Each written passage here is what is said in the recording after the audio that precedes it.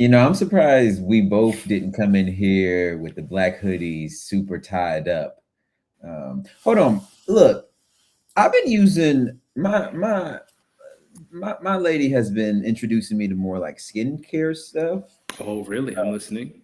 and like just like more because I've you've known me for a while. I've had pretty good skin Yes. since, and so I just told her that I just wash my face. I have a face wash, and that's the only thing I do. I have a daily face wash with some water.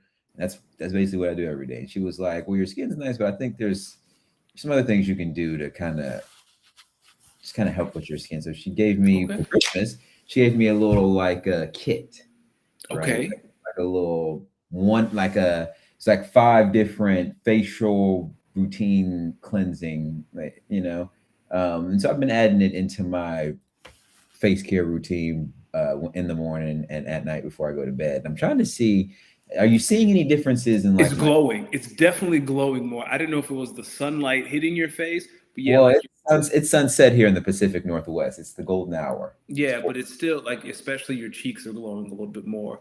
a This little is glowish. yeah, a little glowish. This is going to be a random question. Yeah. So, out of line, please tell me. Can you ask her if she had would recommend a skin routine for a bald man? Because I feel like I don't take care of. I need some. I need the kit for your face. Sounds great. If it could work for the entire, like I'd love to look into that because sometimes I feel like I don't take care of the skin on the top of my head, pause, the way I should. Right. Right. And take care of the skin on the I'd top. love to hear her suggestion if she's willing to give one. I don't know how you asked, hey, how does a bald man take care of his head? That's a crazy question. You know what? I'll make sure to ask. I I'll appreciate make you. sure that. But yeah, the skin. Here comes Bam. Bam. So what's good, Bam? Good evening, Good Bam. evening. Bam says that new Diddy oil. Bam. He a nasty motherfucker. I'm sorry, I don't mean to be cursing 2 minutes in. He a nasty mug, dog. He that boy freaky. I'll tell you that. And he coming in here to troll. He coming in here to troll. Yeah. That's what I was starting off with. I'm surprised that both of us or neither of us came in here with the black hoodies, shades on, hoodie tied up. I'm gonna be honest with you. It's Tuesday now. My team lost on Saturday. Your team lost on Sunday. Yep. I have I have fully processed it, and I'm at an emotional stability now where I can really think critically. Thank you. Bam says I'm shiny. That means he's like, it's fun. We'll get back to it. I think by now I've been able to really think calmly and emotionally clear about my team, and man, listen, it's beautiful to be here with you on a Tuesday, ladies and gentlemen. If you are hearing this voice, then on Tuesday evening, there only be two brothers. Ladies and gentlemen, welcome to the Speak On It podcast, episode 211. When you hear this voice, see this glowing skin, thanks to a new little skin routine I've been implementing this year, and this Nas fade, it could only be one brother, the good brother, Los D Mix, joined every Tuesday by the smoothest bald head on the East Coast, searching for ways to get even smoother with the baldness. Yes, sir. And that's fresh off the dome, and I'm in my home. So when you see me looking this fly, no, I'm never alone because I'm with you in spirit, but I Let them never know. got spirit. Let Your them man know. you on trips? Why y'all flying spirit? All right. Hey, You still got it. It's still there. listen, listen. Y'all listen. They don't know about back in my day when I used to. They don't know. Yo, But some days I be driving in my car and I be having like my library on shuffle because my music library in my phone is pretty massive. Some days I be like driving with my phone on shuffle, just trying to like find old songs that I remember or new songs I may have forgotten about. And sometimes I get like songs that I made back, what is it, 2026 now? So back when I was really trying to not like make music, but like was making them mixtapes and whatnot, maybe like 10 years ago. Man, let me tell you something. Then I put some I what not put some I was recording some music when I was still living in Virginia towards the tail end. Yeah, I And recall. at the time, listen, I was getting a little busy. He was getting Oh busy. man, how you doing, Danny? I'm great. Today, I was going to come in all black, and then there was amazing news. My dog got a piece of chicken last night. She been acting like a fiend ever since. She been walking, sniffing the floor. She She getting on my nerves. she waiting to get that real food. Yeah, she ain't getting it. She need to sit down. Thank you. Waiting to get that But real. yeah, I was gonna come in here all black. You know what I'm saying? I was gonna do all that. I was gonna find my do rag, and then Buddy, God be working. He be working. I listen. I think he do be working. I'll tell you what. I start with that. He do be working. Listen, this is what I'm gonna say. I'm gonna start off by saying this.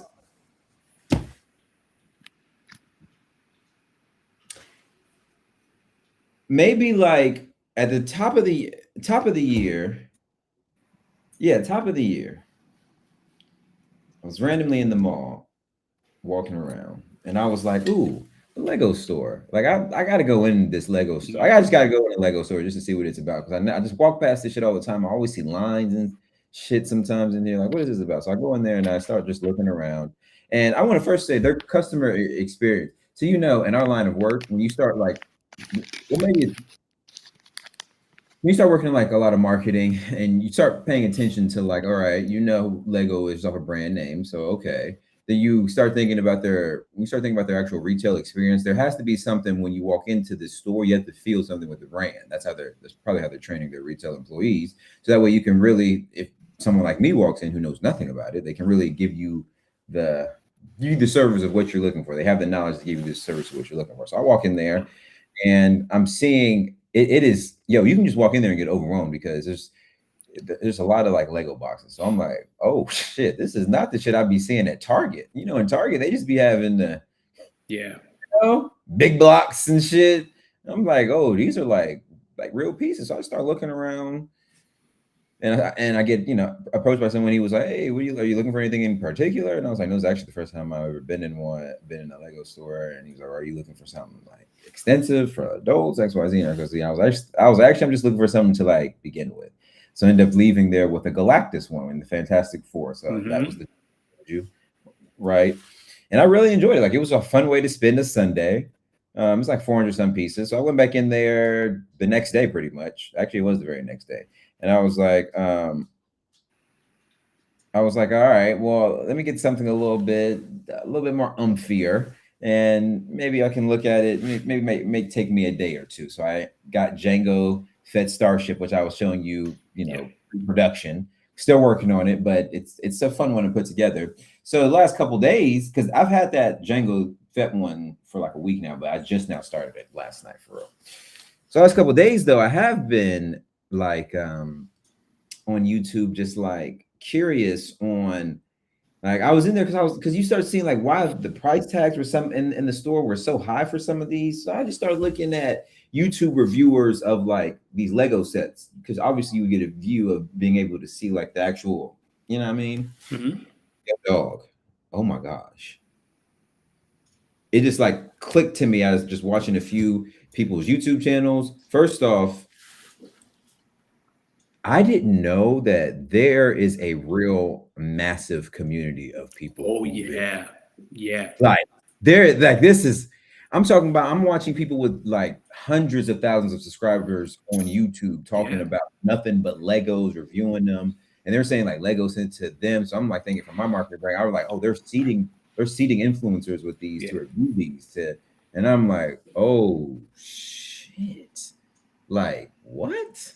Like I'm it's just starting to click like, oh, that's why this shit is like big like that. So I get curious. I'm like, all right, well, what are some of the cool ones that'll be coming out that came out last year? And which ones will be coming out this January? So I was looking at some of the cool ones that came out last year, and they start going. Apparently, there's like Legos for kids, and then there's like Legos for adults, like the true hmm and up ones, the ones that are like thousands of pieces. And apparently, these ones are like really intricate. So like on the damn box, they'll show you like the front side of it, but like on the back side of it, it's like when you really open it up from the back side, this shit's mad intricate. You got like real like clues and shit. I see one of these shits on the Lego sites that was it was a Death Star for 1,000 American dollars. So Yeah. then, of course, I gotta go on the tube and see what the hell, dog. This shit now, bam, you're right. Then even the like Nike Lego stuff, I knew was like I knew it was real fly, obviously, but most of the stuff wasn't the biggest. So I'm like kind of understanding like some of the price points. I'm talking Hmm. some of these Johns 6, 7, 800. They got a Millennium Falcon one on the Lego site right now. It's like 800 some dollars. I mean, some of these, but apparently though, when you get into the adult ones, like the 18 and up ones, like Hmm. the details and whatnot are so fly. So I'm looking then at it right now. so then I start looking at, so then I start rethinking, when you see like them Lego flowers, them small shits, like them Yeah. bullshit. So I'm like, all right, well, how fancy did these get? You start looking in the upper end, like the adult version of these. Nah, them shits is clean. Then they got like Vincent Van Gogh ones. Then they got They one, have it's the like FIFA trophy. the FIFA trophy. They got like a Super Mario John. That's like Mario on the cart. It goes crazy. Oh Then, wow.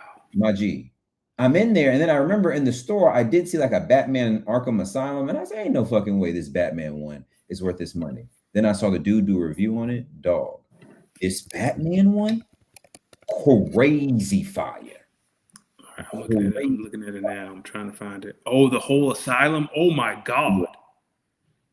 Now, Okay. he said, if you are for sure going to get one as an adult, one that you got to get for this year, the Game Boy one. He did a I saw review on that it. one. Dog, that Game Boy one, crazy. Like, all right. So then I'm like, all right. So then I've been thinking about it. I was thinking about it on the drive home. I was like,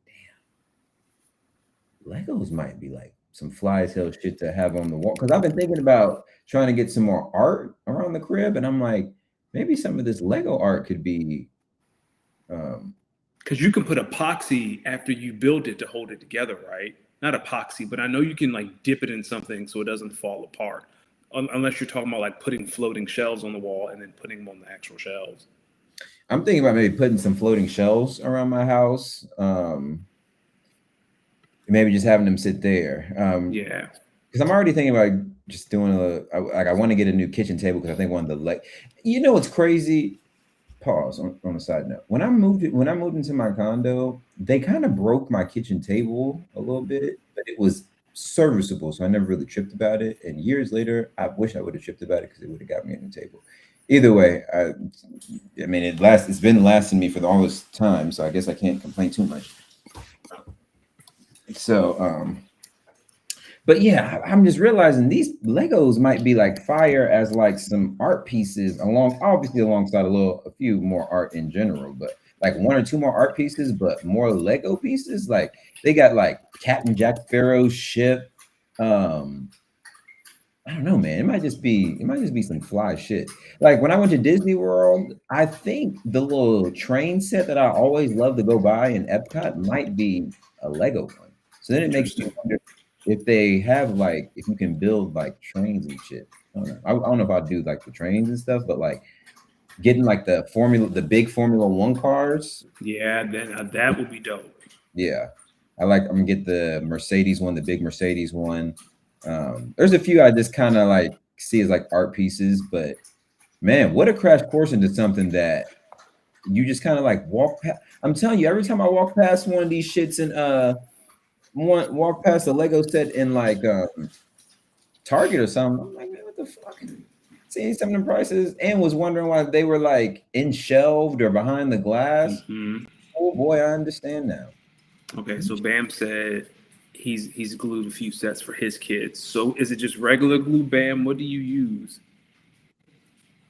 to Is glue? it? But is that like the stuff that's like art pieces, like the Vincent Van? Like, hold on, let me.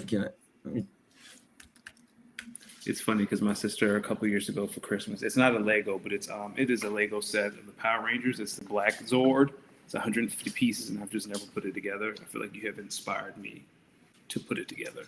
I'm telling you. I mean, I would say it's pretty relaxing. I mean, Well, I told you I went to see my nephews over break, and they were putting sets together, and they were just talking like so. They had a Sonic one. It was a boat, and Tails was in like this little ball that shot out, and it had like the arch where they run through. They had a blast. Like their mother was saying, like yeah, they do it while they watch TV. It kind of just helps them like focus and relax at the same time. It's very interesting.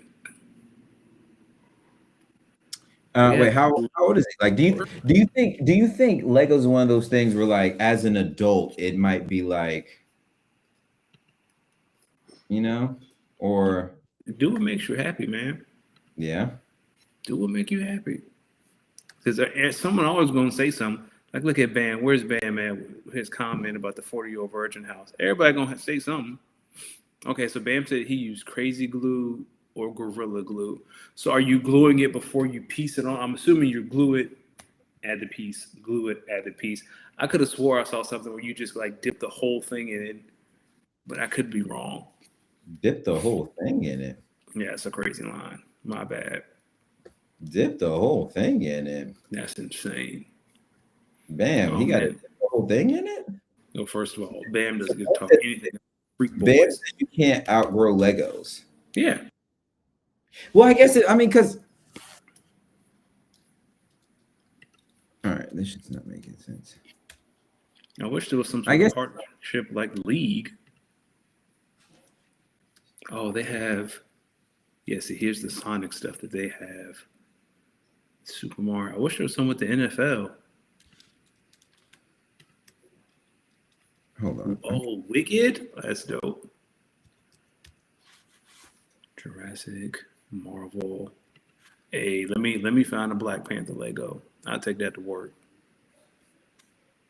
Wait, a what? A which one? A Black Panther Lego. Oh wow, they have Avengers Tower. This is dope. Groot. Oh yeah, the Groot one. Hold on. Oh wow, an Iron Man. Oh wow, this is like I said, I had no idea it was this thorough. Brother, I'm saying the same thing. Like Lego, he says Lego has NFL helmets. Yeah, I'm on their website. Where? Maybe you might have to just find the one that's Yeah. might have to be like resale. Yeah, I might have to find. Cause yeah, like an Eagles helmet. There it is. Where is it at? Oh, this is a Foco. This isn't Lego. I'm just searching.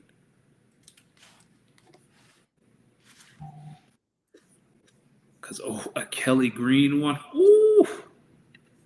Come on, somebody. All right. Look. So these are a few from my wish list. You mind if I share my screen real quick? Go for it. Oh, you can do college stadiums. Can you imagine having Death Valley on your desk? Oh, you can do college stadiums? That's dope. I wonder if these aren't for sale anymore. Yeah, look at this. Remember that sound wave I was showing you next week? Yeah, that terrible thing you showed me last week. Listen, I'm definitely still considering getting that, maybe with a bonus or something, or as like a Christmas present. But this is a Lego, and it also transforms into Soundwave. Brother, look at this. Look at this joint right here. Are you kidding me? Yeah, the Millennium Falcon's like. That's like if you really fucks with the Legos, you got to try to build one. Yeah, like that's the final boss. But look at some of these. Like this is clean. This is clean. Hey, this one. Listen, yeah. I was thinking. Look, when I saw this because this they had this one in the Lego store I was at. When I saw this, I said, "Yo, this is some bullshit." And then I saw my man do a review on it, and he was like, "No, this is actually one of the coolest Legos that they put out. Like, it's like a real vending machine, and it like really works, filled with like little pieces." That's dope. Look at come on.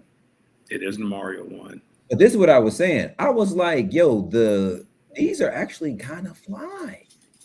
Everyone loves a piece of it, and you don't have to water it. So this is the ones I was talking about. All right. So for these. So bam, I'm saying if you were to build, let's just say you and your lady build one of these, right? Does it come with this frame to where you could just finish it and then hook it up, or do you have to like glue it? I feel like it would have to, if it's marketed as art, I feel like they got to give you something so you can hang it as art. Yeah. Oh, not bad. Jamie said, "Bam, just order the S&M edition." He is a nasty man.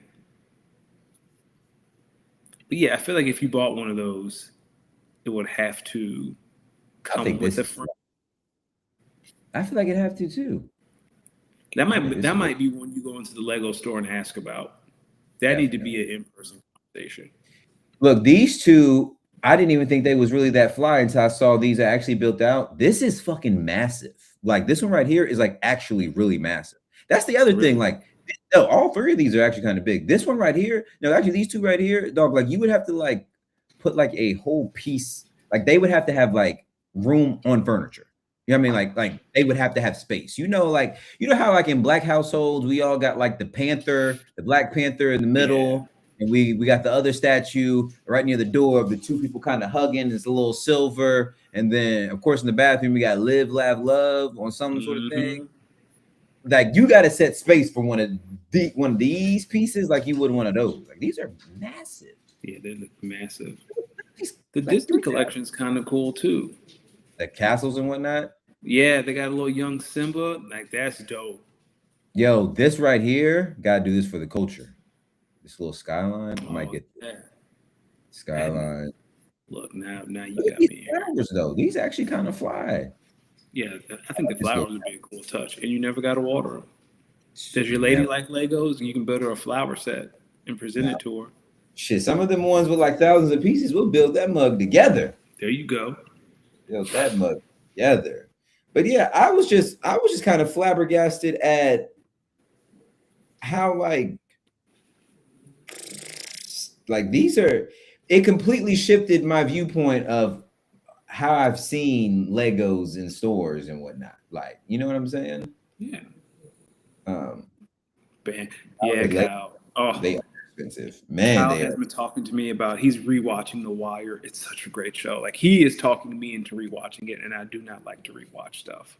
Y'all talking me into finishing in the Sopranos finally. It's been I've been trying to finish the last couple of seasons of Sopranos since 2019. I in that time, so here's what happened. I went through like seasons 1 through 4, 1 through 5.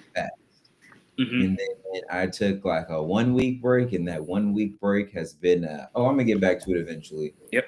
Now it's been years. And since then I may have watched like 1 or 2 episodes, but all I did is go back and watch episodes near when I had When you had finished. dropped off, I got you. And then Nothing is funnier than when is it season or close the loop. Bam said the frame for the picture is made of Legos, but nothing is funnier than season 3 when Meadow starts dating that black guy. oh yeah, And Tony has a slur for black people every episode, a new listen, slur every episode. I didn't know how they was getting off with this. Tony clearly didn't listen. I knew the brother looked in the cabinet and had almost passed out from seeing Uncle Ben. From seeing Uncle Ben. Meadow brought home that black dude from college, and he almost made her drop out. He said, "No, thank you. He said, "No, we're not doing this. We not doing this. Not in my house." Yeah, not in my house." Man, but yeah, Kyle, Legos are expensive, man.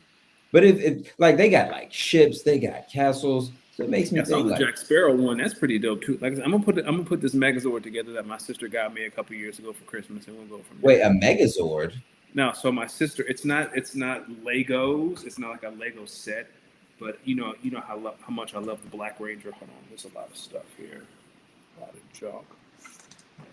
She bought me the Dinozord of the Black Ranger. For Christmas. Never put it together. It's Legos or no? It's not Legos, but it's Lego pieces. Like it's Lego inspired. Yeah, it's made from Hasbro. And it's only 150 pieces, so that should not take long. Yeah, it shouldn't take long at all.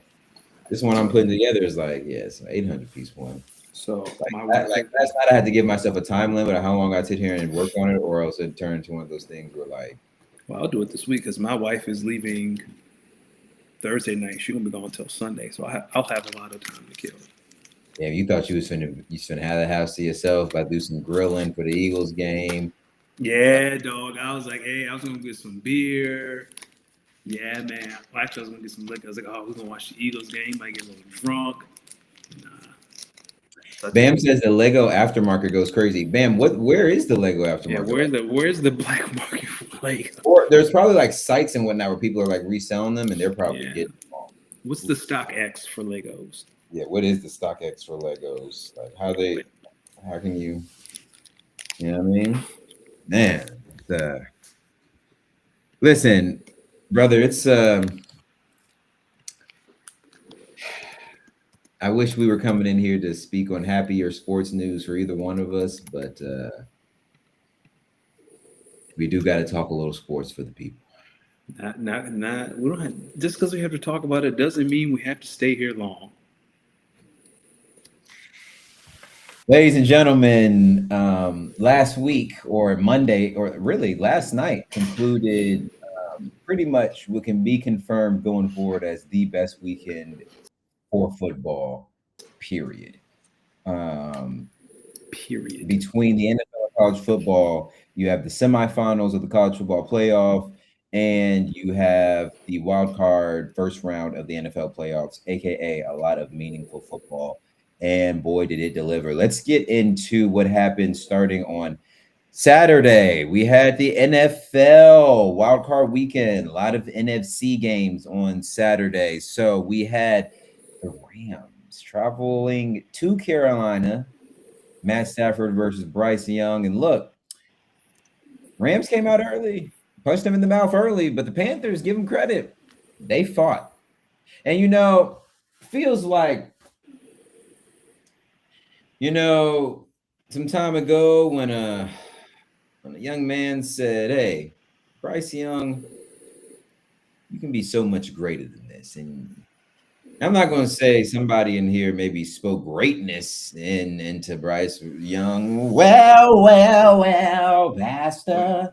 What was that? But Oh, yeah, I thought I heard thought somebody said he was preaching. Thought someone said I was preaching. But listen, I ain't gonna say I was speaking greatness into Bryce Young, but I can tell you I ain't speak not greatness into him. And listen, the problem with greatness is, Bryce Young, you left too much time on the side for a killer.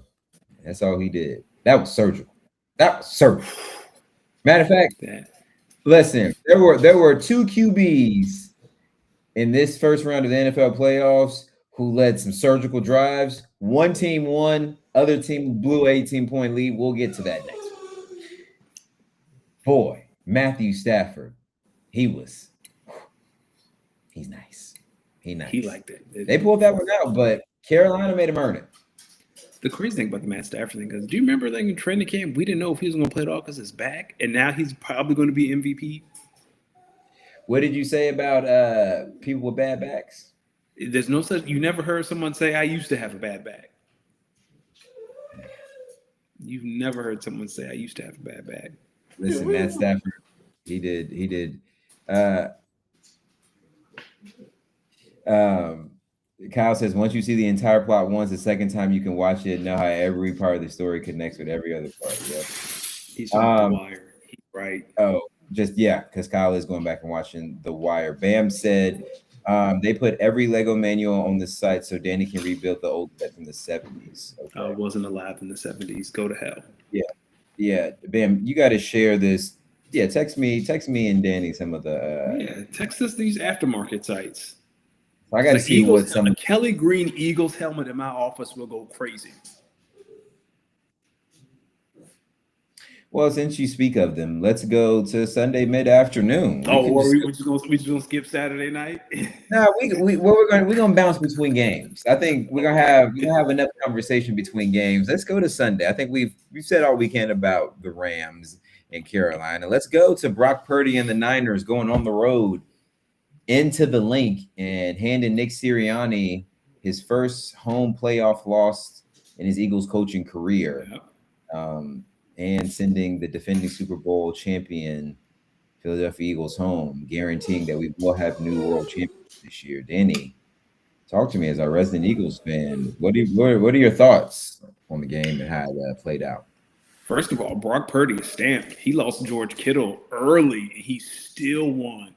Hey, I can't say that about Brock Purdy. He did with Kyle Juszczyk, Demarcus Robinson, Jawan Jennings, and Christian McCaffrey. Hey, dog. Hey, he got it. He got it. I ain't got nothing to say. I ain't gonna hold you though. Kyle Juszczyk was getting busy. Kyle Juszczyk had a few plays. I was like, all right, I did not know you had that in your bag. Did not know that you had that. And he ran over Reed Blankenship. I was like, I'm glad he ran over a white man, because that was a black man. That's how the white man run the football moment right there. You ran over Reed Blankenship. That's how a white man run a football right there. White man run a football. But I think Eagles fans could see this loss coming a mile away. Like, in regards to how they've played this season, they get up, they play conservative. There was always going to be a game where the defense can't completely shut someone down. And I think Eagles fans knew the offense couldn't keep up. Like, all you had to do was score 24 points on a team who had third-string linebackers. That's all you had to do. And you could only get 19. Like, Quinyon had 2 picks. 1 pick put you in plus territory. You got nothing out of it. You only got 3 points off turnovers. Like, this Sunday night was rough, because I couldn't believe they couldn't hang 24 points on that defense, especially after the opening drive. Like, that opening drive, I was like, okay, maybe we got something. And then they did what they always do. They just go cold for 6 possessions. You look up, it's 5 minutes left in the fourth. It's a needless 1-possession game, and you're asking Vic Fangio to stop it, to stop the other team's offense from scoring anything. And this time didn't work out. So I think it's a waste of a season. The roster's going to look completely different next year. I'm a little afraid. Why do you think that? Well, let's see. The Lane Johnson injury, no idea. He was supposed to be 3 weeks. He was out for the whole year. I think he got hurt week 11, week 13 with the Liz Frank. They didn't put him on IR. It was supposed to be 3 weeks. This past week leading up to the game, it was, Lane's feeling good. He's feeling healthy. And then Saturday night, Sunday morning, it's a setback. He didn't play. Is he coming back? Landon Dickerson kind of hinted he's been battling injuries all year. It sounds like he don't know if he's going to be the same player. Jalen Phillips is a free agent. A.J. Brown's probably gone. Like, this team is going to look different. I think I'm going to push back on A.J. Brown, because I don't think he's gone, but the way he's acting is he knows he's gone. His cap hit is $79 million, right? Yeah, it's massive. It's like the third biggest. It's 30-something million. It is like the third biggest cap hit in NFL history. I think A.J. Brown is back, but the way A.J. is moving, it's as if he knows he's gone. I think it's just if he knows they ain't gonna move him, because you gonna give me 30-something million to go away? Shit, I'll sign the vet man and go somewhere else. Y'all gotta pay me. The fact that the last sights of AJ this year was those 2 drop passes. I'm not counting that one in the middle. He was double covered. He got lost in lights. But 2 that hit you in the hands, and then you fighting your coach on, like, squaring up with Nick on the sideline. So do we know what that was about? Nick was telling him to get off the field. I can't wait to watch Hard Knocks. Yeah, me either. So Nick was trying to say AJ was moving too slow getting off the field so they could punt the ball.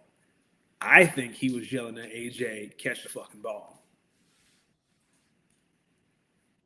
Or maybe he's probably yelling to try to get the ball, and then when they called stuff for him.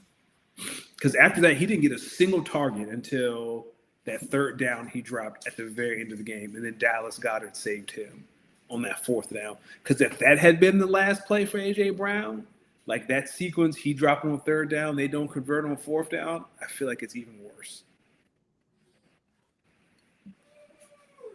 What do you want A.J. Brown back next year? I do. So let me be clear. I am not in the trade A.J. Brown camp, and I'm not in the fire Nick Sirianni camp. I can understand firing Nick. I wouldn't be upset if they fired Nick, but I don't think they will fire Nick. They ain't firing Nick. You can't fire a coach after you just won the Super Bowl. The only pushback, and then I'll end with this. You don't trust Nick to pick his own staff for offense. He doesn't call plays.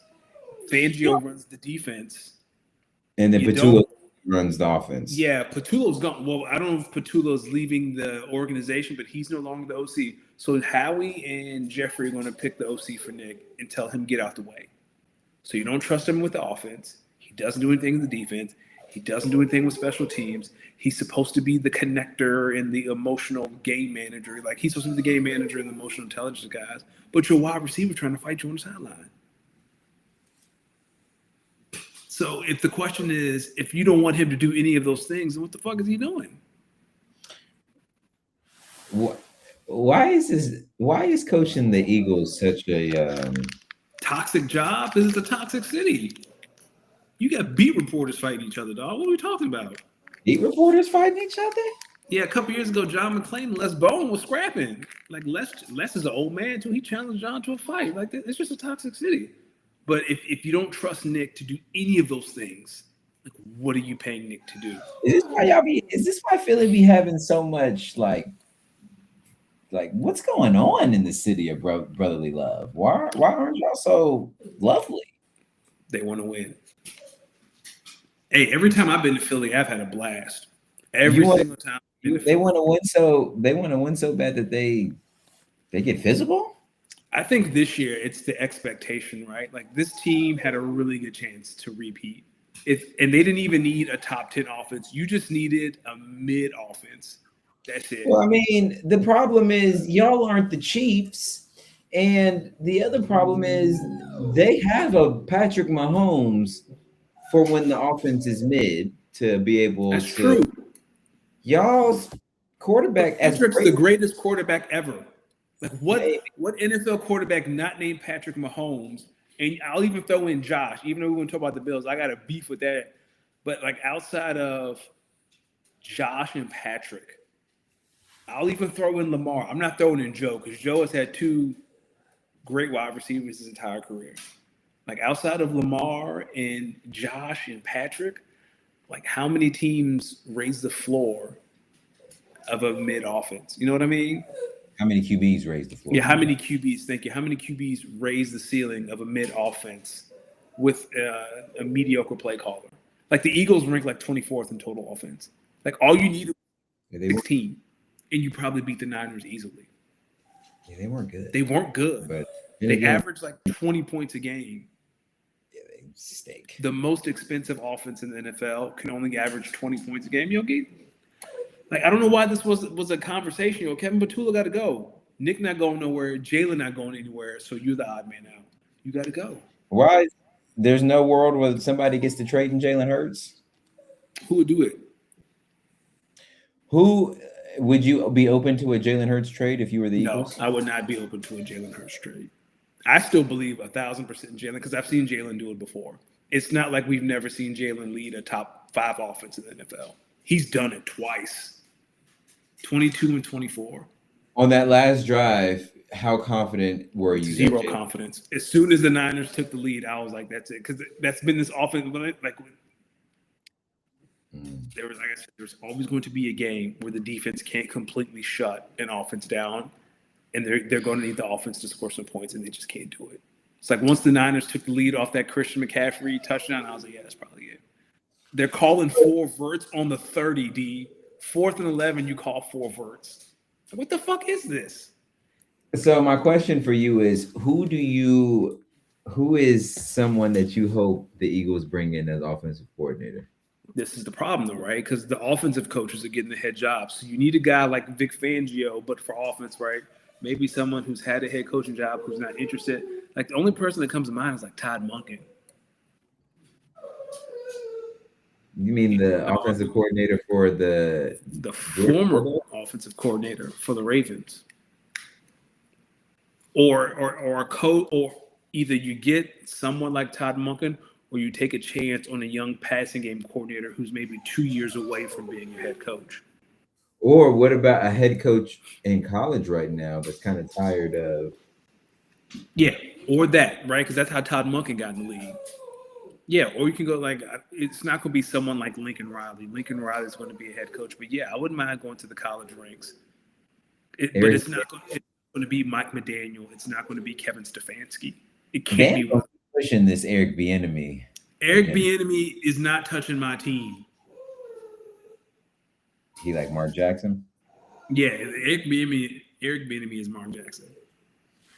Well, who was Josh Allen like after that game versus the Jags? My only gripe about that game, Sean McDermott complained about the tush push all off season. First it was health and safety, then it's hard to officiate, and then he treats Josh Allen like a battering ram. And then the offensive line picks him up. I think you and I were texting about this.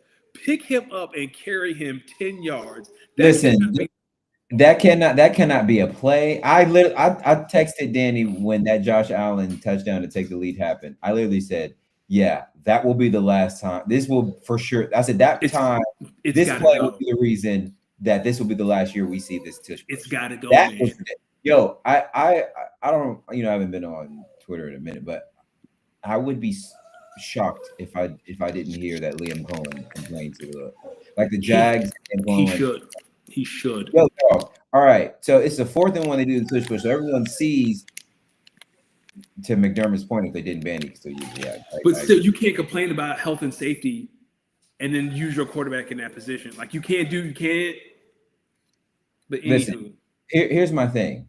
They do it's like 4th and short. They do the tush push, right? They pick it up. You can clearly see where the defense feels like his forward progression is stopped, and everyone here in the play feels like the forward progression is stopped. But the offensive line, they're like doing the thing where they're like still chugging the legs. Yo, he just picked them up and then carried them in there. Then when they finally were like, "Oh, y'all not blowing the whistle yet? Are y'all dead ass?" That's when they tackle him. Now he can't roll into the end zone for a touchdown. Like, this is bullshit. You screwed him over and you knew you did originally. Yeah. One of y'all just swallowed the whistle, forgot to. Y'all screwed over the Jags. That's what I'll say. Even though it would have been a first down regardless, because I do think he picked it up, but he would have. It's a first down at the 9, not first and goal at the 1. Mm-hmm. That's a big difference. Like the fact that they picked it. Like if I'm the Broncos, like look, I'm just gonna pick Bo Nick's little ass up and throw him in the end zone. But have you seen any discourse online of people saying, "Yeah, that's got to be it. That was BS"? No, I haven't seen any. And Kyle, everyone else is on Twitter. I haven't seen, even when the play happened, I really didn't see a lot of people. But you just can't pick a quarterback up. Hey, then maybe me and you are being the soft ones. I got to get over. Nah, man. I just you pushing a player forward is one thing. Picking him up like a child and carrying him is another thing. Yeah, they said step your weight up. 2 teams that also probably will go into the offseason intending on stepping their weight up. Chargers, Steelers. Man, I'm going to be honest. Between the Chargers and the Steelers, I'm not sure who I would say took the worst of that ass whooping between the Chargers and the Steelers. Like Justin Herbert, I told one of my coworkers earlier, Justin Herbert looked like a Family Guy character after they get hit after some of them hits. Like he was arm this way, leg this way. In his defense, he's still dealing with that broken bone in his hand. Yeah. Like I'll give him that. Like when you're like, even when they played the Eagles and the bone was freshly broken, like you can tell he's trying to protect it when he's getting hit. Yeah, maybe if he would have drew back on him like this and swung his body this way. 40 on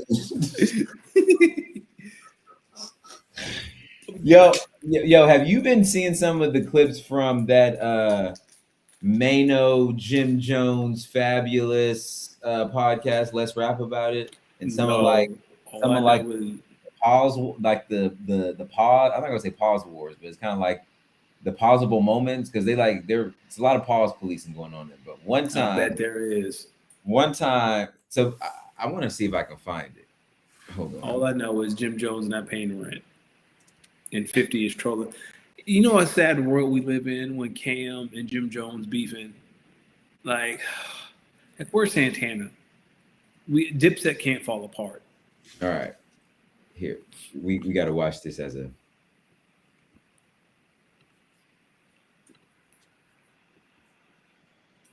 Like when dudes that you paying, and it's like I'm building a relationship with the people that you paying, and they got arms, they got the license.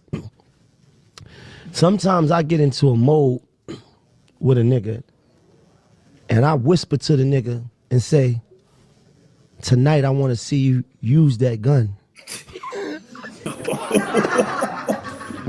You whisper that? The fuck is? Paul, yo, man, Can we yo, get a man. timeout? This is That's not a We need a commercial break. We need a commercial break. That's the Whoa, craziest First of all, thing that's you one of the ever did. craziest voices I ever heard in my life.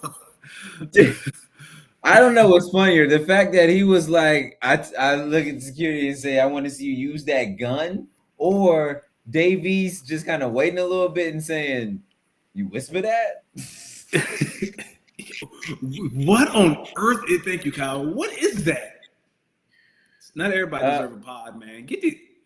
That's Jim Jones, Mano, Davies, and Fabulous. They got a podcast called Speak On It. I mean, let's rap about it. So really, they're speaking on like hip hop stuff, but New York. But like, That ain't sound like that. Yeah, that's not like the most New nah, York conversation. that was like they was having a conversation about something, and then Mano came out the blue with this story. This like Kyle said, this is in the deep layers of Black culture, and Danny Old and insane. Kyle is. I know who all those people. That's just insane. I whispered in his ear. I need you to use. I would. So basically, what he was saying. Did you hear the whole story? No, Did you but hear the I whole need story? No, Right. but I need to. You got it. Because if you hear him explain it, not explain it. If you hear it, all right, hold on. Listen to what he's. You got to listen to the story. All right, give some context. So basically, it's the Let's Rap About It podcast. Mano, Fabulous, Jim Jones, and Davies. So Mano's trying to tell a story right now about how he be acting in the spot with security, right? Okay. All right. So Sometimes, like when dudes that you paying, and it's like I'm building a relationship with the people that you paying, and they got arms, they got the license. So he's saying sometimes when you in the section, so he's talking about like in clubs when you're trying to like build connections with people, and those people come with like armed security guards in the club. You know what I'm saying? All right, now The context of Sometimes I get into a mode with a nigga, and I whisper to the nigga and say, "Tonight I want to see you use that gun." You whisper that? The fuck is? Paul, yo, man. Can we get a timeout? This is We need a commercial break. We need a commercial break. That's the craziest First of all, that's one of the craziest voices I ever heard in my life. Gun is a pause. 30-second commercial break. Yo, I want to see you use that gun tonight. It's commercial break worthy. Yeah. So that's what happened. He said, "I want to." Listen, sometimes I be wanting to get out the pause game because it's like, all right. But why would security need to use the gun? This is the question. Like, are we just using the gun to use it? Because it's armed security. So he's saying, I know. Like, I get all the context, but he's saying sometimes he get in the mode where like he just whispered. and he wants someone to get shot. How old are these guys? How old is Mano? He got to be 40 something. They all in your age. No. They older than me. Barely. Y'all in the same. No, we not in the same age bracket. They may be like 7-8 years older.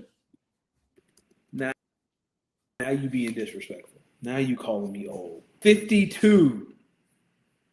Oh shit. All right, hold on.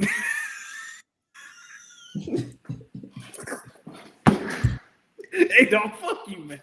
How old do you think I am? All right, I'll take that back. Yo, you know what's crazy? Did I tell you the 30-year-old thing someone told me? What? You know, we'll get back to that. Listen, Chargers, Steelers, they got belt to ass put on them. Let's talk about it. Saturday night. Listen, I've been a Packers fan for a long time. Saturday night, I feel like if you're a true Packers fan, Saturday night was only but so much of a surprise. If you've watched this team, if you know our history in the playoffs, if you know who the Chicago Bears are, this result on Saturday night was not too surprising. Nonetheless, it had me confused for a few days.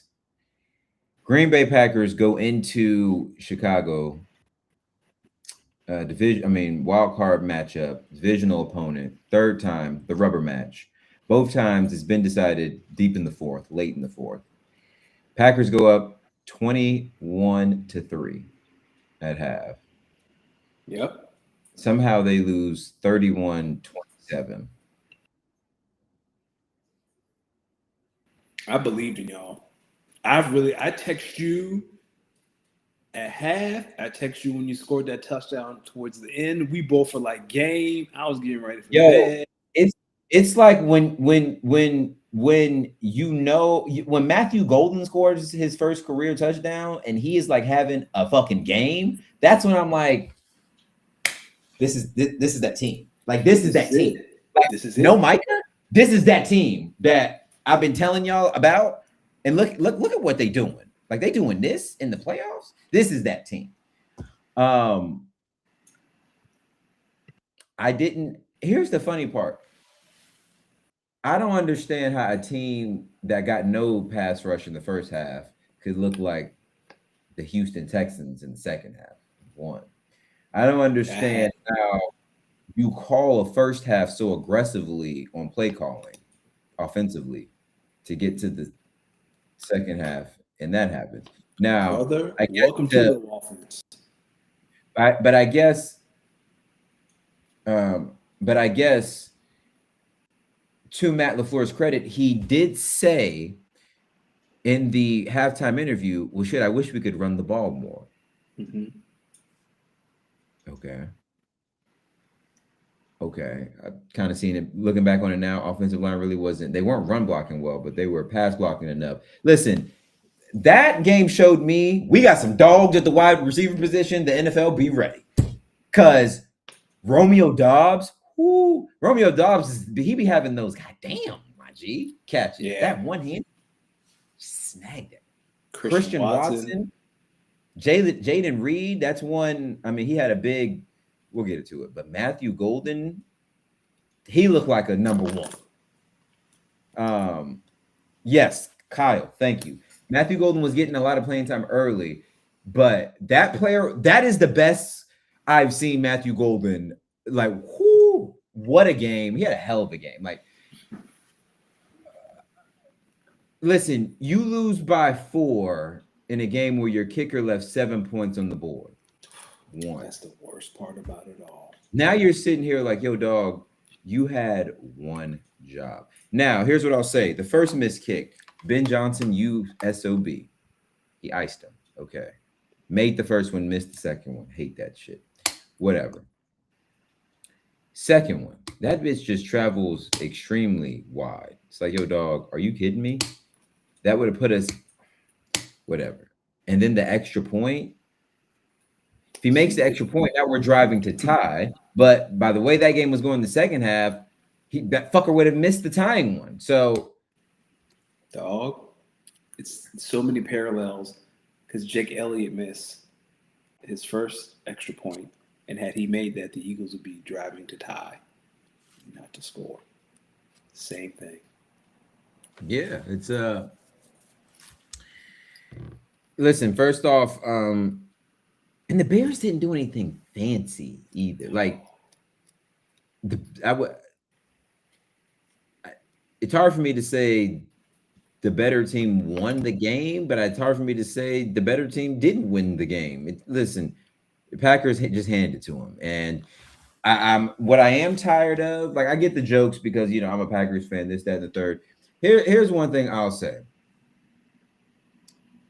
Some of y'all pray that your team just makes it to the playoffs before you start thinking about a run.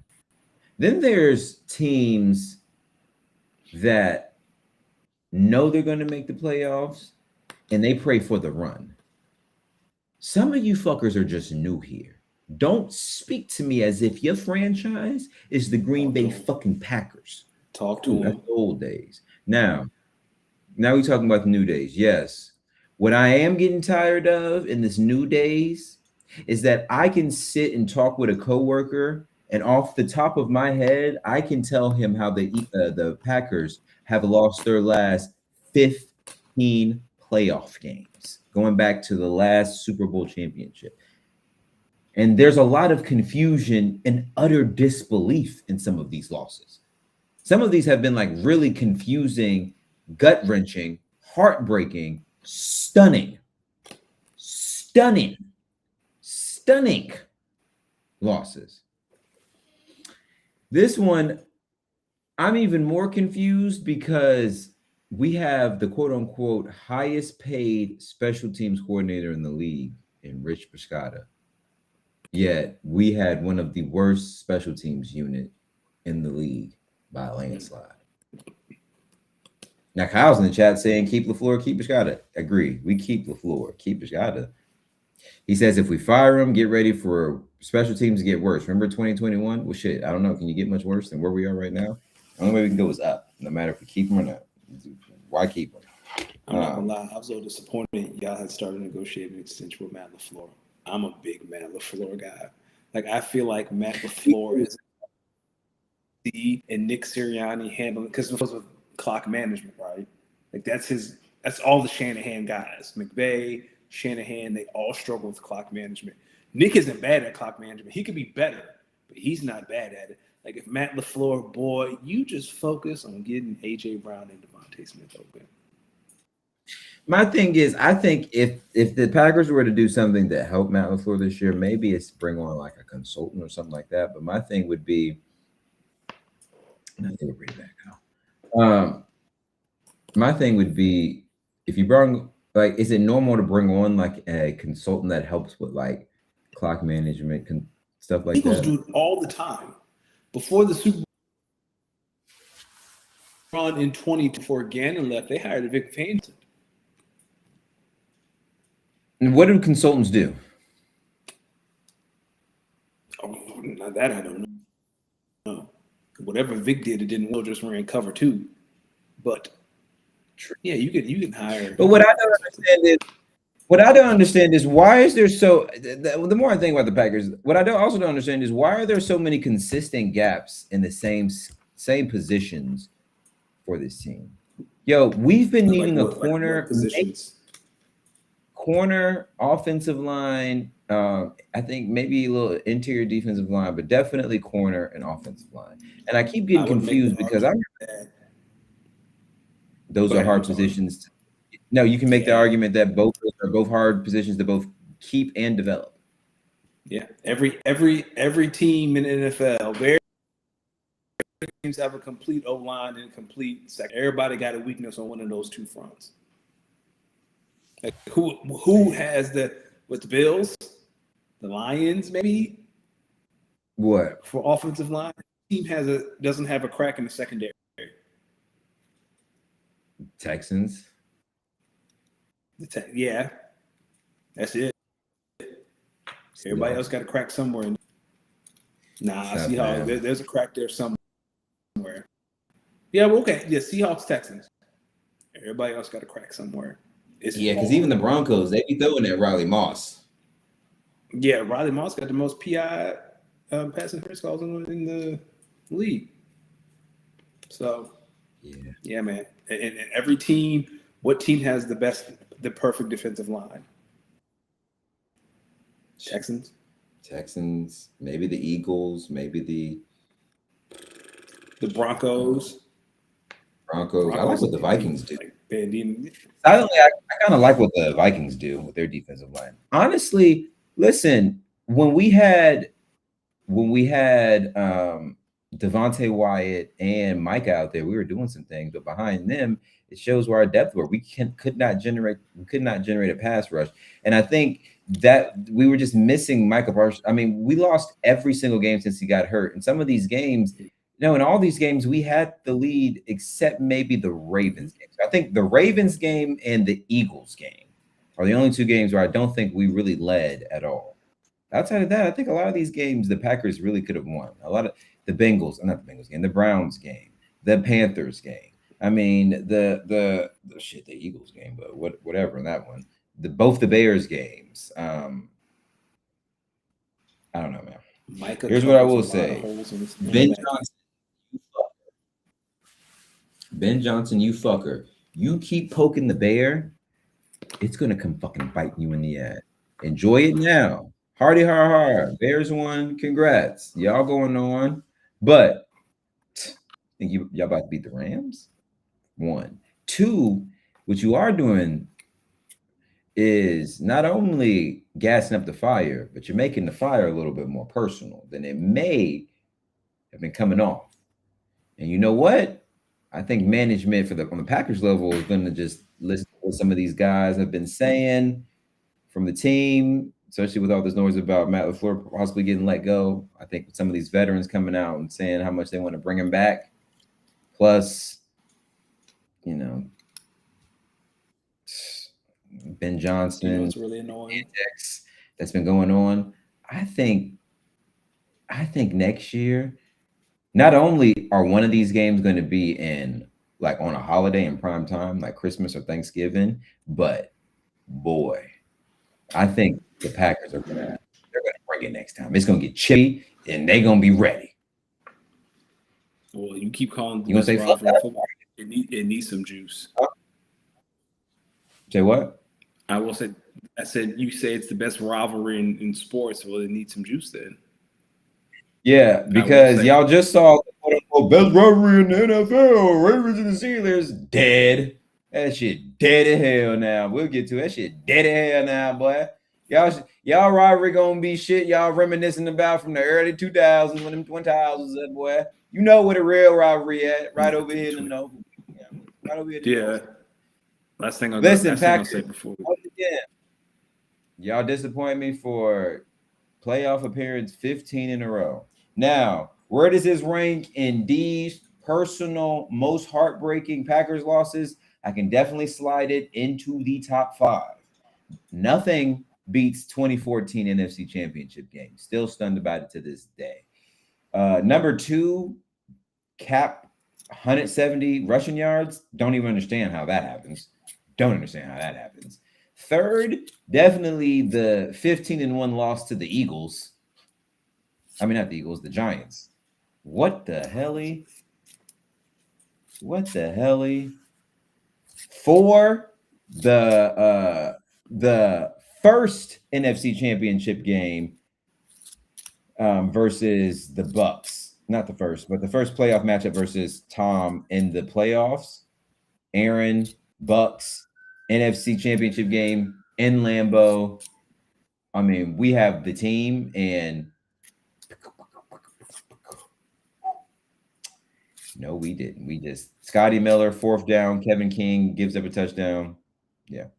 Bam, the Packers didn't lose to the Bears 3 times this season. We won in Lambeau, then we gave up the lead in Chicago the last 2 times we played them. Get it right.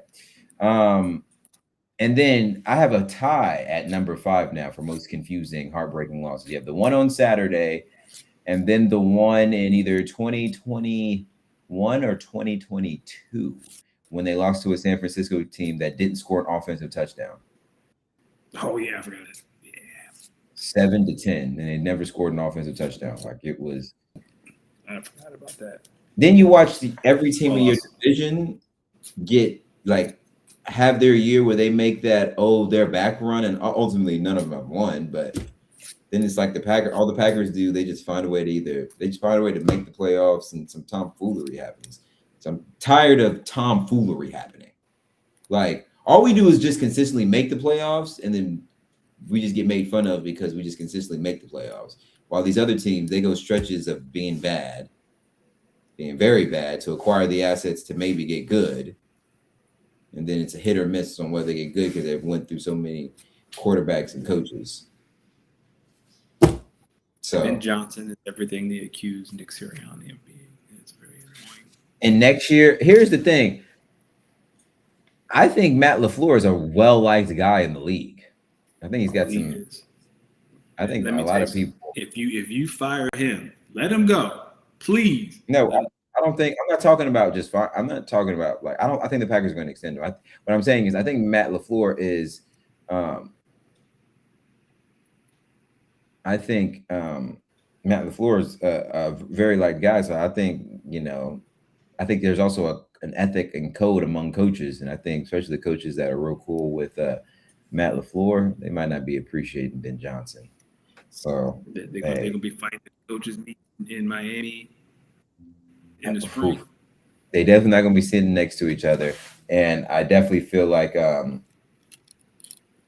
I definitely feel like when some of these other teams watch when things like the Niners play the Bears or when the Rams play the Bears. Think about So that. People from that you want to tree who make you know. Speaking of which, that kind of takes us to our pick'ems. Um, Before we get to the pick'ems, I want to get your thoughts on Mike Tomlin stepping down and after that Texans loss last night. He stepped down probably like in maybe like 3-4 hours ago. Mhm. Well, maybe like maybe 3 4 5 hours ago.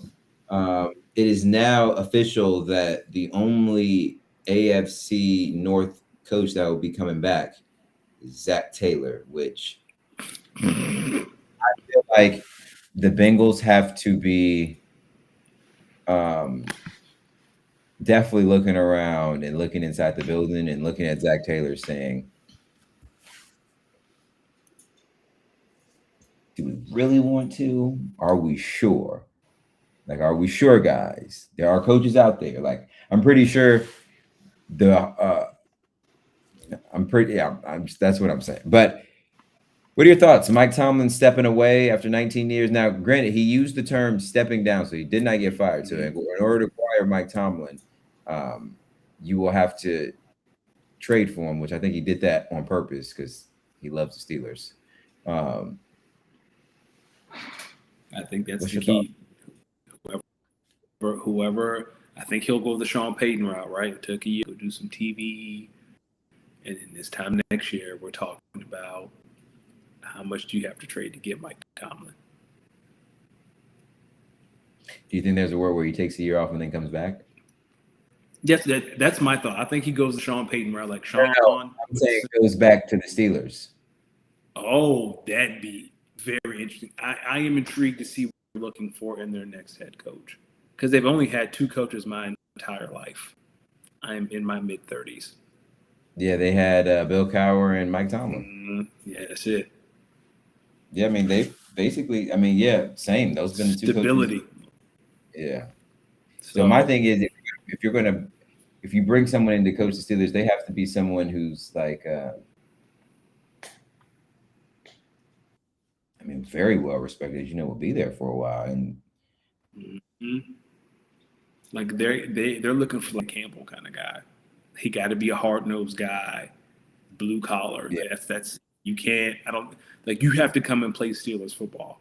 Defense. mhm. Like then you got to think. I mean, I don't know where do they even start? I don't know. I don't. It'd be fun if they wouldn't hire John Harbaugh. That'd be hilarious. But I don't know where you start. Where is there a world where they hire John Gruden? Oh God, that would be nasty work. But Now, I was talking to someone. I was talking to someone yesterday, and I said that football is a really crazy thing in America because it's probably one of the few things that can make you forgive somebody's racism. John Gruden's getting a job. yes, he will. Will it be a head coaching job? That'd be crazy. But like, I don't know what kind of coach out there has that kind of Steeler, unless you get a former player or someone who's on Tomlin's staff right now that you promote. Or, just like a veteran out there, a grizzled veteran out there, or I don't know, someone who's like sitting at home. Listen, Mike McCarthy's probably going to be the one. Yeah, Like, yeah. Because what's the he is a Yinzer. He is a Pittsburgh guy. Guys, let me tell you something. John Gruden may be whatever he is right now for entertainment, but John Gruden knows football. Like, besides all the TV antics for entertainment, John Gruden knows football. do you He's a think? very good offensive mind. Do you think he could get people to listen to him? That's the thing. Like, do you think he can connect with players even after that, incident? Hey, he can just say he can just say he was framed. I don't think that's enough, especially in that Pittsburgh or locker room with Cam Hayward. Nah, dog. I don't know if that's gonna fly. or if he put enough of y'all in position to make some money and win some chips. I don't know. And John got one chip. John got that one chip from Tampa, and that was Tony Dungy's team. hey, well, there's a listen. There's a lot of teams out here with that 8 chip. That's true. Bam said Gruden's watching Jackson Dart's cadence. Yeah, Gruden in New York. Gruden in New York feels a little bit more on the nose. Is that? If John Gruden went to New York, I don't care what the hard knock rules are. That you got to go to the Giants. I don't care. It's not life for Don't care. us. What are your thoughts about our pick'ems? I think I would have to we still got some. It's we got 4 games this week, so I know for college ones I've wrapped up since we only have the national championship game left. I've wrapped up the crown as the college football pick'em champion. You still got some room, a chance, a run, but you got to get hot during these last couple of rounds here. Yeah, and I have to pick opposite of you, and I have a feeling I'm not. Well, you better. You had to start taking some chances. Ladies and gentlemen, last week in our NFL pick'ems, I went 5-1. Is it crazy that the only game I picked wrong was the only game that really mattered to me? Damn. 5-1 last week, ladies and gentlemen. I did pick everybody but the Packers to win, and everybody but the Packers won. Danny went 3-3, so you're right there, brother. You're right there. You're keeping it interesting. I'm up 3 games. I'm 105, 82-1. You're 102, 85-1. Shout out to that one, because neither one of us expected the Packers and the Cowboys to tie. And looking back on it, they probably shouldn't have. Listen, if y'all want to know the story of the Packers, they've lost 3 games this season where they were up 10 with 5 minutes left to play. And they lost all 3 of those games, twice to the same team, one time to the Browns, I believe. That's crazy. It was either the Browns or the Panthers, 1 or 2. That's crazy. I'm telling you, I think the Packers have had the lead in just about every game they lost, except maybe the Ravens and the Eagles, maybe. Like they had the lead against the Broncos still stuns me, because that's one of the craziest interceptions you'll ever see that got them back into that game. Was Jordan licking his lips? Yo, you don't remember that? All right. Was Jordan? I just asked if Jordan was licking his lips. That's the sign. What are you talking? All right, man. Every time Jordan lick his lips, he about to do something stupid. Every time. Would you stop it? I'm trying to think. Okay. Kyle, am I accurate in that statement? I feel like every time on TV, Jordan Love in the pocket and he licking his lips on a 7-step drop. He about to do the dumbest thing you can think of.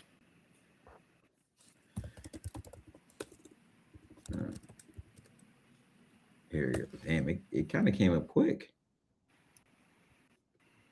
Okay, so it was third quarter. Green Bay was leading 23-14 near midfield. They were going deep for Christian Watson. Here it is. Throw it on the screen.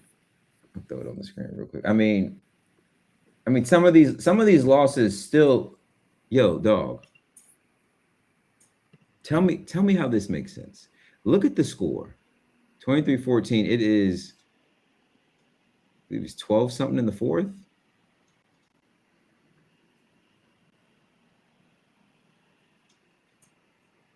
Oh yeah. Are you kidding me? Like some of the ways we've lost games, it's like, yo, dog, look, what? But that's Pat Surtain. Son. That's why he's the best corner in the league, dog. Dog, he has him beat. He has him beat. Love should have threw the ball towards the 35. And Christian hurt. That's Pat Surtain, dog. Like sometimes you just go like, hey, dog.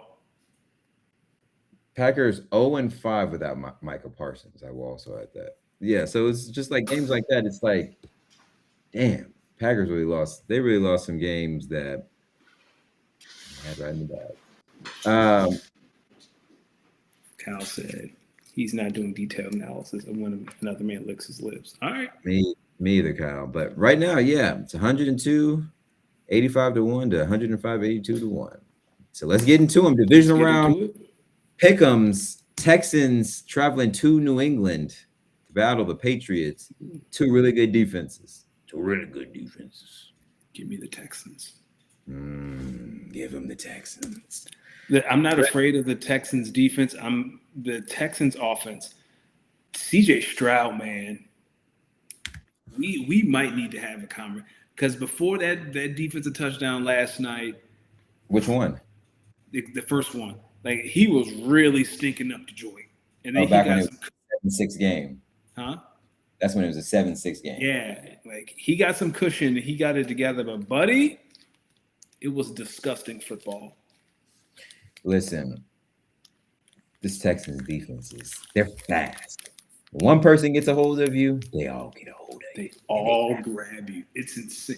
Like Jalen Petrie last night, I think they showed the replay on that run fit. On a little screen pass. Yeah, no, I think it was a run, and Petrie just goes downhill. He beats the block and just tackles Kenny Gainwell in the backfield. There was like one, they were running a little screen, I don't want to say bubble screen, like wide receiver screen, and I believe it was Stingley basically begins to set the edge, and Peachtree kind of comes in underneath to basically. Yeah, I think that's the same place. So it was a screen. It wasn't a run. It was the Kenny Gainwell. Somebody. It was to the right side of the field. Yeah, it was to the right side of the field. Yeah, that's the same. Okay, it wasn't okay. I thought it was wrong. Yeah, man. Like again, you have your who does that? Like who's safety screaming downhill like that for a run fit? Listen, they were ferocious. I'm going to take the Texans as well. I think they're going to get the Patriots. I mean, if you watch that game versus the Chargers had like 5 or 6 sacks. I mean, Justin Herbert was just getting beat the hell worse. So yeah. And I think the Texans defense is way better than the Patriots defense. I think so. Come on, man. I'm not choosing the Bears. Give me the Rams to go to LA. I mean, go to Chicago and get a win in the cold, in the windy city. The thing. The Rams played well like Philadelphia in the snowstorm.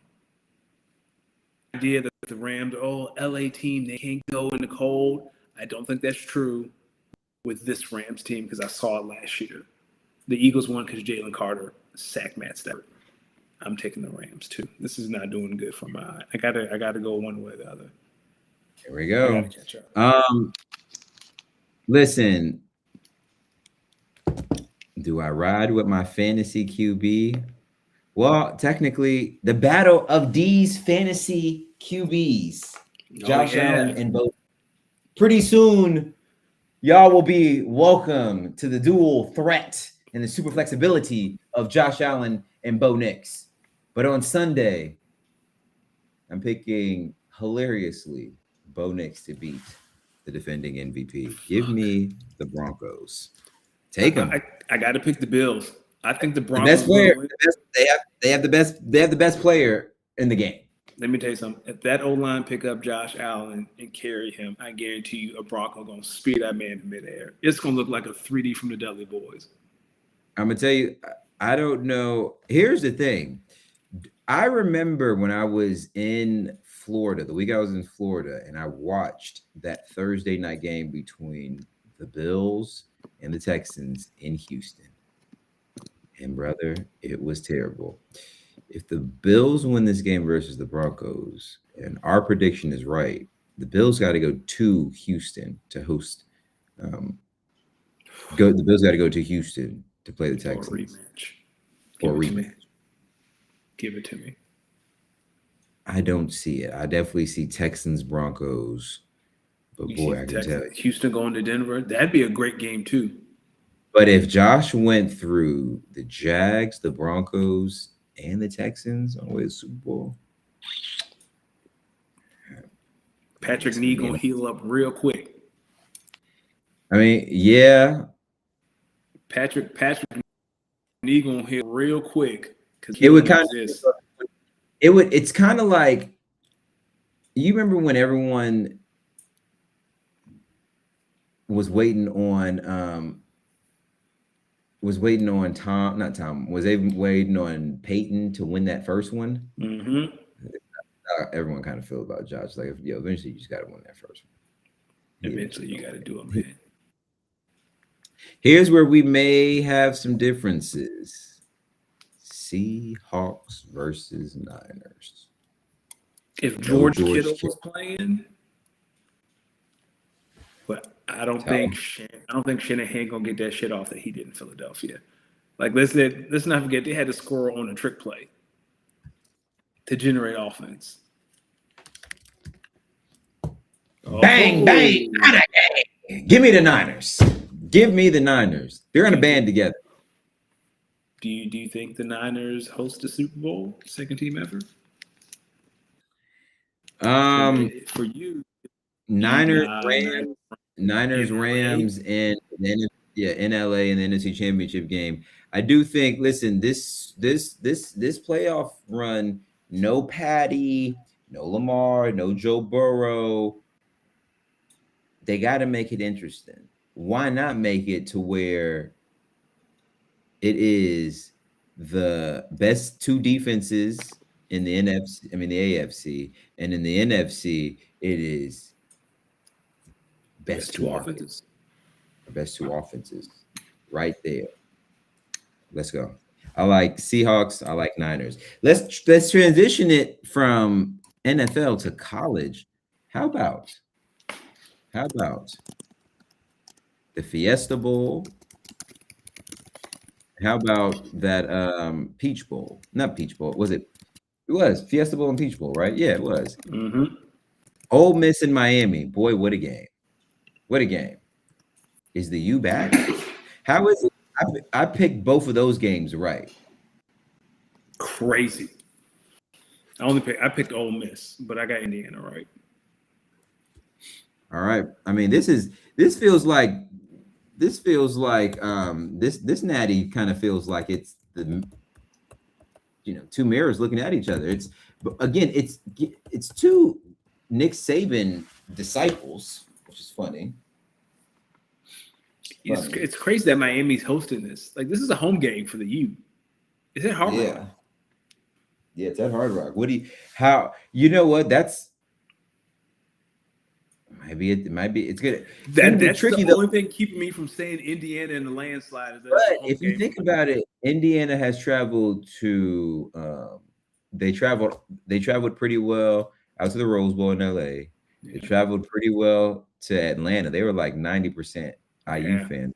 Granted, Eugene. Still don't make sense that, like you said last week, Oregon and Indiana had to fly to Atlanta, and then Miami, Ole Miss had to fly to Tucson. Yeah, that makes sense. Didn't make any sense. And then, Miami. Technically, you know what I mean?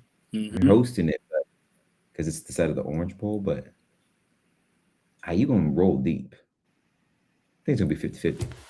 I think so, too. I don't think it's going to be overwhelming Miami to the point where it's a home field advantage. I think Cincinnati pulls this off, man. Give me Indiana. They've been the team all year. Also, the closest game they had this year was against, guess who? Penn State? Old Dominion. That would be funny. It was. I think Old Dominion was their closest game this year. I think the Old Dominion lost by like 13. No, I think Ohio State lost. They lost to Ohio State by 3 or something like that, right? Oh, okay. The Oregon game was closer to that first Oregon game in Eugene. I'm just saying, get blown out by Indiana. Makes me feel good. You really about to pick. And it's crazy. This is the 3-strike bowl. This is the Adidas Bowl. Disgusting. They don't just beat teams. They beat the shit out of them. Give me Indiana to win their first national championship. But if Miami wins. Mario Cristobal, did you see him yell at his coach on the sideline? Nah. So after Miami scored, like the game went in touchdown, there was still some time left on the clock. It went to the sideline, and one of the coaches hugged Chris Ball from behind. He was like, "Get the fuck off me, dog!" Hilarious. You're not trying. Hey, there's still some game left. There's still some Hilarious. game, but I feel good being the college football pick'em champion this year. Listen, that boy D, he knows his ball. Knows his ball. 94 and 62 this year. And did you watch the Peyton and Eli cast yesterday? You just gonna skip over that? No, you're gonna hear what I'm about to say. So yesterday on the Peyton and Eli cast for the Steelers and the Texans, they were talking to JJ Watt about snap counts, right? And they were like, balls. They used to say balls because that meant on two. And they were like, and then Peyton was like, I'm not going to say it because we're a family show. We're going to learn from Marshawn Lynch last week. But you can imagine if balls was two, you can imagine what was one. And then if you put that word and balls together, that was going on three. Brother, I was sitting on my couch just laughing for forever. I have to find this clip tonight. I don't watch the Manning cast. Eli's very annoying to me, so I don't watch it. Were you watching the game in Jacksonville? You were watching the Philly game. You see Tom Brady talk about throwing in the wind? Yeah, that's the kind of stuff Tom needs to bring. That and the oh boy. Oh yeah, the oh boy. The oh boy on the trick play was when I was like, oh no. Yeah, that's where Brady shines. When Brady like explains stuff like that, that's where he's good. But sometimes, like when he's trying to extend a thought that doesn't need to be extended, he gets in trouble. Keep it short and sweet. Yeah. All right, wrapping up here with some basketball stuff. Grizzlies open to trading Ja Morant quickly. Big deal or no deal? Massive deal. They're willing to turn the page. It's about time. I wonder you think Ja's how do you think he is in the locker room? Because it's just an interesting situation. I think that suspension earlier in the year with the head coach. I think he needs to be in the locker room with a couple of vets who can be like, hey, dog. Like a Zach Randolph kind of vet. Someone who understands, who he respects. Last week, right after we got off the show, Trae Young was traded to the Washington Wizards for CJ McCollum, Cody Kispert, and maybe a draft pick. That is so strange that a all-star and an all-NBA. I don't know if he was an all-NBA player. I feel like he be the first or second. Maybe that run went to the Eastern Conference Finals. Yeah, don't forget he was definitely an assist leader. I don't know, but they're trying to build something in DC, so I guess we'll see. They need a lot of help. They're also trying to keep their pick, so they're not trying to have Trae Young play this season because if their pick goes to the Knicks if it falls off the top 8. So I just want people to know. Okay. I just want people to know how nasty NBA tanking is. All I'll say to that is, in my 30+ years being on this earth, I never thought I'd hear the NBA star say, I want to go to the Wizards. Yeah, me either, brother. Also, don't look now, but the C's are in third place in the East without Jason Tatum. Just an interesting fact. They have lost one. They are one game behind the Knicks and 4.5 games behind the Pistons, who are 28-10. The Thunder are still 33-7. But I mean, the Thunder are still first in the West at 33-7, but they've lost some games, and they have another game versus the Spurs coming up. Wemby got that boy number. Also, I'm thinking about going to see the Lakers and the Blazers on Saturday, but the Lakers are on a 3-game skid, and that'll be to see Luka in person. And then after that shit that I saw on between LeBron and DeAndre Ayton, he giving DeAndre Ayton the side eye on the bench. The eviction notice. Listen, this is Luka's team, and then after Luka, it's AR, and then it's LeBron. And I do find it funny that Rich Paul keep going on that podcast and Max Kellerman talk about trade packages for Austin Reeves. Like, hey, dog, you got to stop that. Like, if I'm Austin Reeves' agent, Rich, keep my client's name out your mouth. They're not trading Austin Reeves. They're going to pay him. But Rich has gone on his pod a couple times and talked about trade packages for like Jaren Jackson and Austin Reeves being dog. Nah, man. I can't imagine that's going over well in the locker room. Well, I think Luka and Austin are like super close. Of course they are. Why wouldn't they be? Listen, I think, but the thing is, I think they love LeBron. Like, I think LeBron is just such an anomaly because there's never been someone who has commanded so much money still at that point in their career where you're still figuring out, you're still wondering if you can like build the team around him. But the Lakers fell backwards into a situation where they get this all NBA player, and then a player with a player that they've homegrown, who is now, he's here. Now they're kind of looking at LeBron like, okay, they've developed. If and when you leave or retire, you are going to free up so much cap space for us to build around these two that I kind of feel like the Lakers front office are telling JJ, just stick it out through his retirement. Just make it. I feel like they have to be telling him, just make it to his retirement. Better yet, convince him to retire. I think what do you think is, what I think could be happening? He could be trying to hold them up. Like what? Like he wants another championship, and I think he's looking at the team saying, this is my best chance to get a championship. But also at the same time, the team's also saying, yeah, best way for us to take a championship is if we paid you less so we could kind of build around you guys, because you just not who you once were. And I think this year they're having JJ's trying to have to fight. He's fighting that feeling, because I feel like him and LeBron were cool and friends. They might still be cool and friends, but also he recognizes that this guy's a $50 million a year tag, and with that $50 million, we could get some players around our two best players who could really help get us some of the depth and defensive presence that we need. Yeah, so true. How are you feeling about AD? This is Get him off my team. Get him off my. I've never hated a black man more than I hate Nico. Okay, at this point, I just feel like I understand Dallas fans now. I hate Nico so much. Like he got lucky with Coop, right? Coop is cool. Like he had 27 last night. He has his highs and lows. He's not VJ Edgecombe. Like VJ Edgecombe's gonna be a good year. But Coop is right there behind him. Coop is great. But I still hate Nico. Like I've never. Nico messed up a couple of things.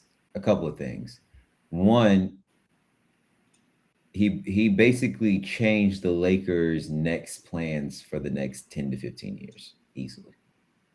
Helped change their plans for the next 10 to 15 years, and basically helped set the Lakers up to where I think we can all. I'm 80% positive LeBron does his retirement tour with the Lakers, but the way the Cavs are looking, I think there's motion there to get LeBron to Cleveland for his retirement tour. So I definitely don't not see that. Secondly, he completely changed the Dallas Mavericks plan for the next 10 and 15 years, because they were clearly about to build around Luka, and they had something there. They just made the finals with Luka, the bigs, and with Kyrie, they just needed maybe a little bit more depth and a little bit more health. They just need a little more defense. Like they just needed Luka to play a little defense. That's it. Yeah, he ain't in LA playing a lot of defense, so that's just not his thing. That's not his thing. So then, third part, you basically then kind of set your rookie back more than you have put him forward. Your number one overall pick, Cooper Flag that you get, because unless this guy turns out to be a 25 and 10 guy or a 30 and 8 guy, he's not going to be Luka Doncic. So every time you look over to the Lakers, Lake Show, the most popular team in the league, and all you're seeing is this guy putting up anywhere between 30 and 40 points a night, you're sitting there like, fuck is this guy? Get this. And no offense to Coop. Like I said, Coop has had a great white boy from Duke. Look at this European. It's the same thing. Dog. I've never hated. Kyle said, "Who was worse, Nico or Stringer?" Nico, because Stringer's a fictional character, and Stringer got what he deserved. Oh my goodness. Oh my goodness. We have to let the wire go. But yeah, I empathize with Mavs fans because the more I watch this, especially when you hear this Anthony Davis news, it's like, yo, dog. What do we? I don't like. I Almost know. like I feel so bad for Anthony Davis because it's like, okay, it's almost like, okay, it's clear the year, that 2020 year, that was your peak maybe, and I just think your body just Dog, he can't play 6 games in a row.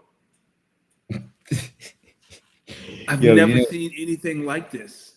yo, I think I'm not even gonna hold you. I thought he had a little bit of a gut too last time I had seen him. He does. That's the most ironic thing about this whole thing. And then we can go. Nico is out here calling Luka fat, and he out of shape, and he trades for Anthony Davis, and Anthony Davis comes into camp fat. Like No, everything. I think AD was in decent shape in LA. I think he was. That's because LeBron is there to bully you. I don't feel like you can be fat around LeBron. It's the like everything Nico said about Luka, it's AD. He said Luka was fat. He said Luka was injury prone. He said Luka was lazy. And also trading for, and the Lakers trading for Luka basically tells LeBron, brother, your end is near. And and Rob Pelinka made the right move. Yeah. Whenever a generational player fall in your lap, I don't care who on the roster, we'll figure it out. We'll figure, especially one in his prime. It's like, all right, we'll get like all we gotta do.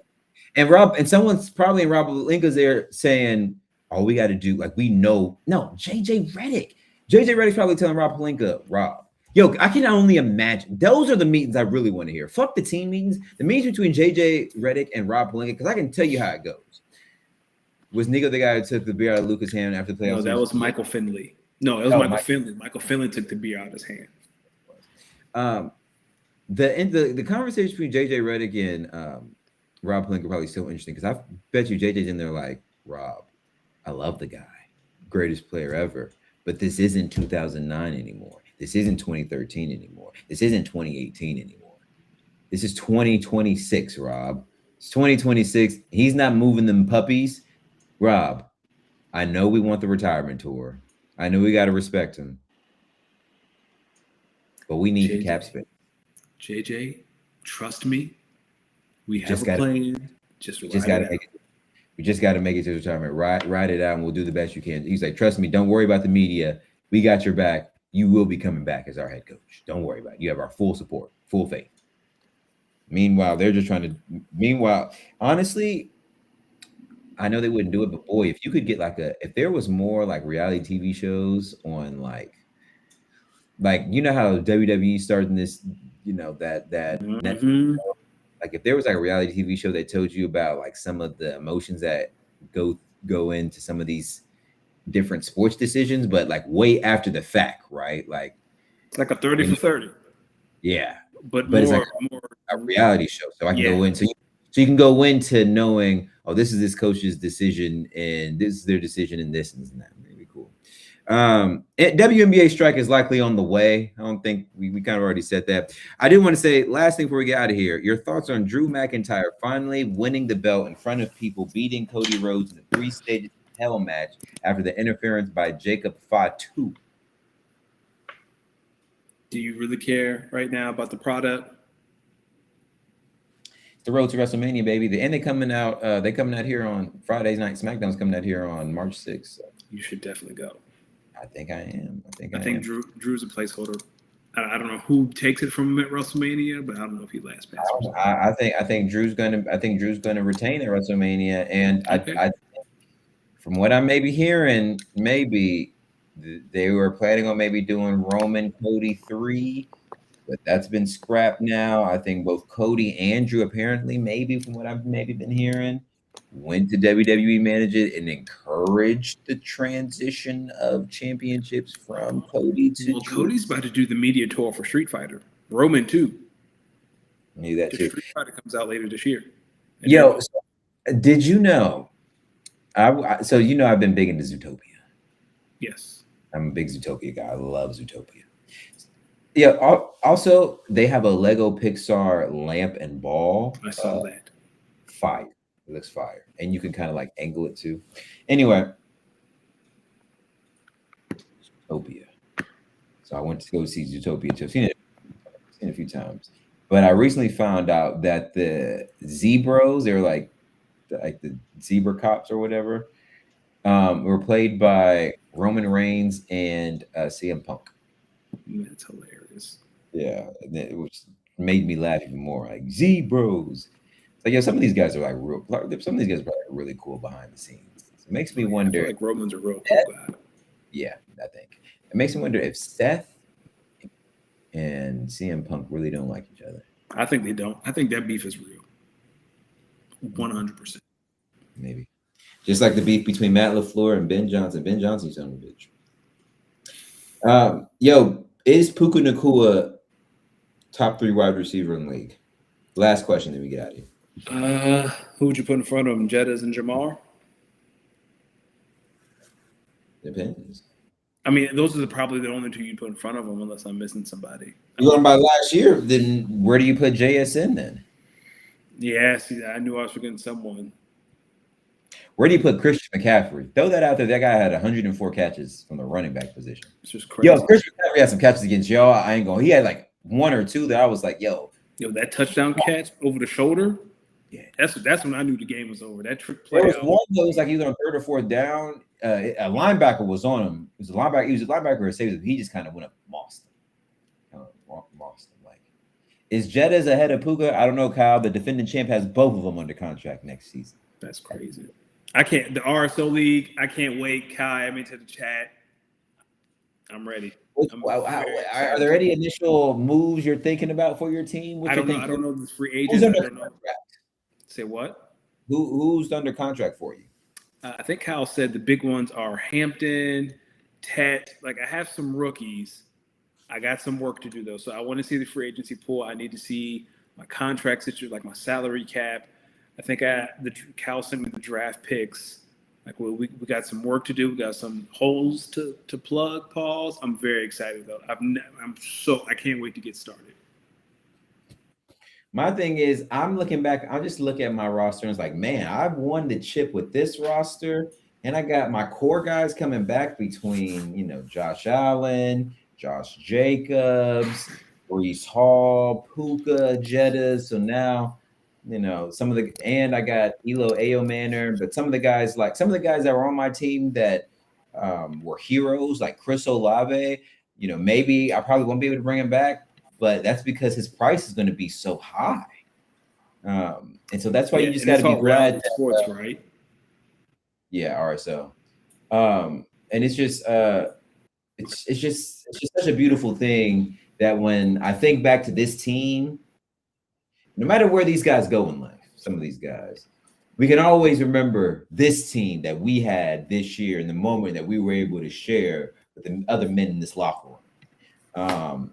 And I'm just proud from the guys to my guys like Harold Fannin, to my guys like Chris Olave, Joe Flacco, to my guys out here. I mean, who came in and really just contributed at a high level. Zach Ertz, Dalton Schultz. Yeah. Some of those guys, like, you just came out here and they just performed for the Orlando Magic Kingdom at a really high level, and they were able to help us deliver a championship to the city of Orlando. And hey, next year we'll have our core guys back. We'll see what we're able to do next year. And with that, ladies and gentlemen, we want to thank you. Thank you again for another great episode. I'm going to go grocery shopping after this.